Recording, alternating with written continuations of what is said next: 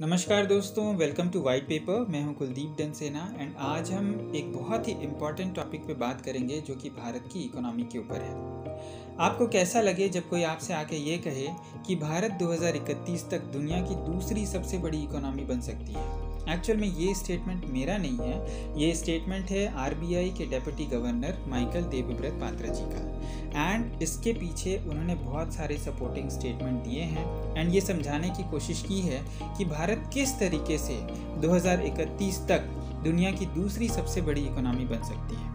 दोस्तों, इसके पीछे भारत को अपने जीडीपी ग्रोथ के ऊपर बहुत काम करना पड़ेगा। GDP growth in terms of purchasing power parity, इसको अगर हम 11% तक बूस्ट कर पाते हैं तो हम नेक्स्ट डेकेड तक मीन्स 2031 तक दुनिया की दूसरी सबसे बड़ी अर्थव्यवस्था बन सकते हैं। Currently, India is the third largest economy in the world in terms of purchasing power parity, जिसमें हमारा जो ग्लोबल जीडीपी में शेयर है वो है 7% का, after China and US.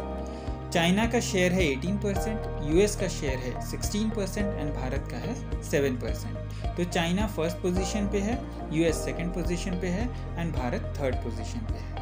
And इस थर्ड पोजीशन से हमको सेकंड पोजीशन में छलांग लगाना है तो हमको हमारे जीडीपी पे काम करना पड़ेगा।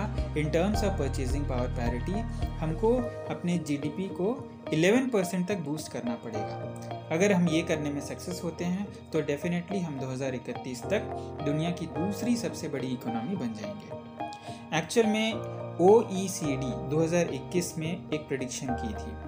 OECD means organisation for economic cooperation and development. इसमें उन्होंने ये बताया था कि भारत 2048 तक यूएस इकोनॉमी को ओवरटेक कर लेगा। लेकिन ये स्टेटमेंट जो आया है आरबीआई के डेप्यूटी गवर्नर की तरफ से, ये बिल्कुल अलग है। 2048 तक का हमको वेट नहीं करना है, हम 2031 में ही दुनिया की दूसरी सबसे बड़ी इकोनॉमी बन जाएंगे आफ्टर चाइना। यूएस हमारे से नीचे चला जाएगा। देखिए करंटली क्या है, 2022 फाइनेंशियल ईयर 2022 में भारत की इकोनॉमी 8.7% के हिसाब से ग्रो करी एंड जो हमारा प्रोजेक्शन है 2023 में हम 7.2% के हिसाब से ग्रो करेंगे हमारी जीडीपी। तो हम अगर 2031 तक दुनिया की सेकंड लार्जेस्ट इकोनॉमी बनना चाहते हैं तो हमको 4 ड्राइवर्स ऑफ ग्रोथ इस पे फोकस करना पड़ेगा। ये कौन कौन से हो सकते हैं? Demographic dividend, manufacturing, export and internationalisation of rupees. देखिए 4 ऐसे ड्राइवर्स हैं ग्रोथ के लिए जिस पे अगर हम काम करें तो हम डेफिनेटली इस टारगेट को अचीव कर सकते हैं। एंड इस टारगेट को अचीव करने के लिए भारत को अपने मैन्युफैक्चरिंग सेक्टर में बहुत ज़्यादा ध्यान देने की ज़रूरत है। मैन्युफैक्चरिंग सेक्टर में हमको कम से कम 10% का ग्रोथ रेट चाहिए एंड इस ग्रोथ रेट को अचीव करने के लिए भारत को इंडस्ट्रियल रिवॉल्यूशन 4.0 का पार्ट बनना पड़ेगा। इसमें automation, data exchange, cyber physical system, cloud computing, advanced robotics, advance technologies पे काम करना पड़ेगा। एडिशनली देखिए इंडिया में जो लेबर फोर्स है, जो वर्क फोर्स है, इनको स्किल्ड करना पड़ेगा ताकि इंटरनेशनल कॉम्पिटिटिवनेस बढ़ सके। यहाँ से अगर ये चीज़ हो सकेगा तो यहाँ पे इन्वेस्टमेंट आएंगे तो उस तरीके से नई इंडस्ट्रीज आएगी, नया बिजनेस डेवलप होगा और इस तरीके से ग्रोथ का जो रेट है वो बढ़ता चला जाएगा। अगर हम ये 10% ग्रोथ रेट मैन्युफैक्चरिंग सेक्टर में अचीव कर लेते हैं तो मैन्युफैक्चरिंग सेक्टर का हमारे जीडीपी में शेयर जो है वो 25% हो जाएगा। लेकिन इंडिया को इस टारगेट को अचीव करने के लिए बहुत सारे कैचअप एक्टिविटीज़ करने की ज़रूरत है इस स्पेस में। साथ ही इंडिया का जो इंफ्रास्ट्रक्चर में इन्वेस्टमेंट है वो अभी काफ़ी कम है। अभी हम हमारे टोटल जीडीपी का 4.6% ही इस पे इन्वेस्ट कर रहे हैं इंफ्रास्ट्रक्चर सेक्टर में एंड हमको इस इन्वेस्टमेंट को 6% तक लेके जाने की ज़रूरत है।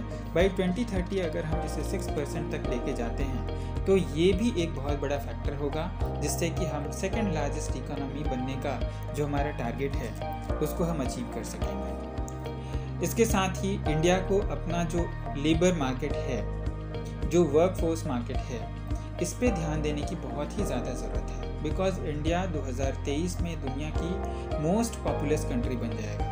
एंड ये जो ट्रेंड है इंक्रीजिंग वर्किंग एज पॉपुलेशन का, ये 2045 तक हमको देखने को मिलेगा। मीन्स हमारे पास बहुत बड़ी मात्रा में वर्किंग एज पॉपुलेशन तो अवेलेबल है, अब हमें उसको स्किल्ड करने की ज़रूरत है, उनको हुनर देने की ज़रूरत है, ताकि ये पॉपुलेशन एक पॉजिटिवली हमारे देश को डेवलप्ड बनाने में मदद करेगा, हमारे देश को सेकंड लार्जेस्ट इकोनॉमी बनने में मदद करेगा बाय 2031। मीन्स हमको उस दिशा में इस पॉपुलेशन को मोल्ड करना पड़ेगा, उस दिशा में इन्हें आगे बढ़ाना पड़ेगा, तब जा कर के हम इस टारगेट को अचीव कर सकेंगे। हाउएवर हमारे जीडीपी ग्रोथ पे जो हमारे वर्कफोर्स है उनका कंट्रीब्यूशन कम ही रहेगा compare to developed and emerging market economies, क्योंकि 83% ऑफ वर्कफोर्स हमारे यहाँ अनऑर्गेनाइज सेक्टर में एम्प्लॉयड है। एंड हमने जो लक्ष्य रखा है 2030 तक हम अगर $1 ट्रिलियन वर्थ गुड एक्सपोर्ट कर पाते हैं एनुअली, तो इस स्थिति में